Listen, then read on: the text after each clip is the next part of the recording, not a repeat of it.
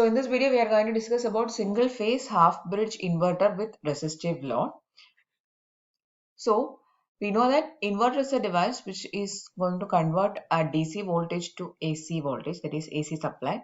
So we'll get an AC supply from a DC voltage, right? Now in the half bridge inverter, if you observe the circuit diagram, so this is a circuit. It is consisting of two switches and two diodes, and these switches and diodes are connected in an anti-parallel connection. We'll discuss about the circuit diagram later. Anyway, just know that there are two switches. Now this is the case of a half bridge inverter, but if you examine the case of a full bridge inverter, it is having four switches. Okay, so half bridge inverter consists of two switches, full bridge consists of four switches. I'm just giving you an information. Okay, and we will do a separate video on full bridge inverter very soon. Next, talking about the switches are complementary in nature. When one switch is on, the other will be off. So likewise, it will go on. Now, let us see the circuit diagram. So this is the circuit of a single phase half bridge inverter. You can see that there is a supply, and the supply is actually bisected. Not directly you are giving the Vs, but you are dividing it as Vs by 2, Vs by 2. That is bisecting the supply and then giving to the circuit. Okay.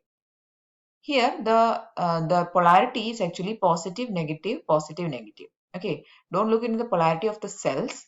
It is just indicating that there is one cell connected. Okay, and there is another cell connected here. The polarity is actually positive, negative, and positive, negative here. This is the load which is purely resistive in nature because we are actually using a resistive load. And there are two switches, and there are two diodes. Now this the diodes are actually used for providing a conducting path for the damping currents. But since the load is purely resistive, the diodes are actually not working in this case because it is a purely resistive load we are considering. But when we are using a RL load, that is when we are using a resistive inductive load and resistive capacitive load, in that cases there will be functioning of this diode. Okay. So the diodes are actually provided for giving a conducting path for the damping current. So the most important things that you should be knowing here is there are two switches and two diodes, and the voltage is bisected and it is given to the load. And the load is purely resistive. Now let us see the working. So the first case, when the switch S1 is on, so now automatically S2 will be off, right? So when S1 is on and we are taking the time period 0 to t by 2. Total time period is 0 to t. In the first half, the switch S1 is on. The diodes D1 and D2 are reverse biased and the switch S2 is off. Now applying KVL in this upper loop. Now when S1 is on, you will have this loop conducting, or there's a closed loop here. Applying KVL in this loop, you will get V out minus Vs by 2 is equal to 0. See here, V out minus Vs by 2 is equal to 0. So we will get V out is equal to Vs by 2 and output current I out is equal to output voltage by resistance, right? Since the load is purely resistive, you have to only take that resistance. So output voltage by resistance, that is Vs by 2R. Okay. So this is the output current and voltage equation for the case 1. That is for the time period 0 to t by 2. This is happening. Okay, very simple things or simple working or simple explanation. Next, let us see the case for the currents. That is IS1. IS1 is just indicating that the switch S1 is on. So IS1 will be equal to I0 and that is equal to Vs by 2RC, the current that we have got here. And IS2 will be 0. Why? Because it is open circuit. S2 is open circuit in the case 1. And the diodes are reverse biased, so the diode current will be normally 0. Next, second case, when switch S2 is on and S1 is off, what will happen? The same things will be happening, but in the lower loop. See, this is the lower loop. In this loop, the same things we have to do. So, in the case 2, S2 is on and S1 is off. Diodes are again in the reverse bias condition. As I've told in the beginning itself, the diodes is actually playing a role in resistive inductive load and resistive capacitive load. In that circuits, the diode has a role. Here, the diode is not taken into consideration. Now, applying a KVL in the lower loop, you will get Vs by 2 plus V out is equal to 0. See here, positive to negative. So, V out, again, positive negative, plus Vs by 2. So, plus V out plus Vs by 2. plus V out plus Vs by 2 is equal to 0. So here output voltage will get V out is equal to minus Vs by 2. Okay, so you can clearly understand that in the first case it is plus Vs by 2. In the next, in the second case, in the next case, it is minus Vs by 2. Now, what will be the case of output current? Output current will be output voltage by resistance. That is minus Vs by 2R. Now, why we are taking this output voltage by resistance? Because the load is only resistive. So, voltage by resistance. That is minus Vs by 2R. Okay, so this is the current and voltage for the case 2. Now, the currents are IS1 will be 0. Why? Because it is open circuit, so that in that loop there won't be current. In the second loop, the current is present and that is equal to our output. That is equal to our output current, which is minus Vs by 2R. Again, the diodes are reverse biased, so the current contributed by them is 0.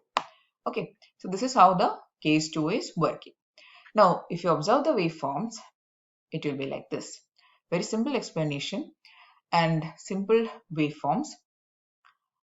So this IG1, IG2 is indicating that which switch is now on. IG1 is for S1 switch, IG2 is for S2 switch. So see here, this T1, T2, T1, T2. Now T1 is indicating 0 to T by 2. T2 is indicating T by 2 to T. See here, 0 to T by 2. In the bottom, in the lowermost end, you can see 0 to T by 2, then T by 2 to T. So T1 is indicating 0 to T by 2. T2 is indicating T by 2 to T. Okay. So for the first half, S1 is on. Next half, S2 is on. Likewise, it is repeating. Now V out, we have clearly seen it is actually going between Vs by 2 and minus Vs by 2. For the case 1, you are getting V out is equal to Vs by 2. For the case 2, you are getting minus Vs by 2. So likewise, it will go on. Talking about the current, it is again plus Vs by 2R minus Vs by 2R. It will go on. So this is the output voltage and output current is like this. Okay. So this is very simple graph of single phase half bridge inverter with resistive load. Okay. Now taking the output average, you have to go to the Fourier domain. So it will be 1 by total time period 0 to T V out omega T d omega T. The average value of output voltage and output current is V out average is equal to 0, I out average is equal to 0. Why? It is actually oscillating between plus Vs by 2 minus Vs by 2. And also the current is between plus Vs by 2R minus Vs by 2R. So average if you take, since it is a repeating cycle, average if you take, it will be 0 only. Very common thing. Okay.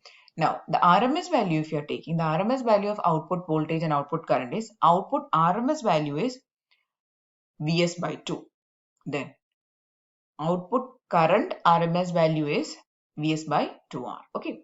Now another important thing here is that this is a half bridge inverter, right? So the peak voltage for a half bridge inverter will be half of the supply voltage. See here, the RMS value you are getting Vs by 2, right? So likewise, the peak value of your voltage will be half of the supply voltage. Okay. Now if you see the waveform, it will be like this. The output voltage we are getting in an inverter is not a pure sine wave, that is a square wave. See, you are getting a output voltage as a square wave. The output voltage is a fundamental component shown in the figure. Okay. And this wave, this sine wave is actually indicating the fundamental current. This is the voltage waveform. Okay. So this is how the waveforms is actually present. So we have seen that the voltage is oscillating between Vs by 2 minus Vs by 2. Current is oscillating between plus Vs by 2R minus Vs by 2R. Likewise, it is going. Okay. So in this video, we have discussed about single phase half bridge inverter with resistive load. Okay. So I'm really hoping that you understood the concept. If yes, please do give it a thumbs up. Also share with your friends. And if you want more videos, please do subscribe to the channel. Thanks for watching and keep on watching.